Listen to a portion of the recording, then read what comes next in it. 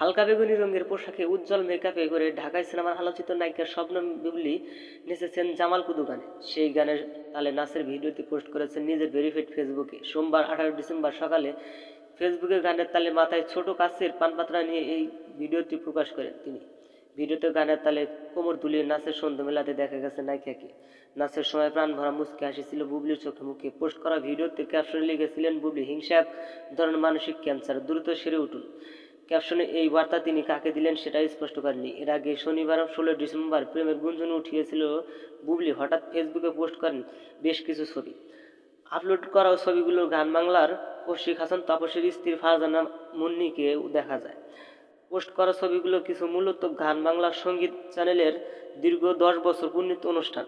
2013 সালে বিজয়ের মাসে 16 ডিসেম্বরে গান অন্তর্প্রাণ দম্পতি কৌশিক হোসেন তাপস ও ফারজানা মুন্নির নেতৃত্বে আনুষ্ঠানিক প্রচারিত আসে টিভি চ্যানেলটি। দীর্ঘ 10 বছর পরে চ্যানেলটির সাফল্য উদযাপনের অনুষ্ঠানে অংশ নিয়েছিলেন বুবলি। আর সেই অনুষ্ঠানে 9টি ছবি পোস্ট করেছিলেন বুবলি। বন্ধুরা, ভিডিওটি ভালো লাগলে লাইক দিন। নিত্য নতুন আপডেট নিউজ পেতে আমাদের সাথে থাকুন। অসংখ্য ধন্যবাদ পুরো ভিডিওটি উপভোগ করার জন্য।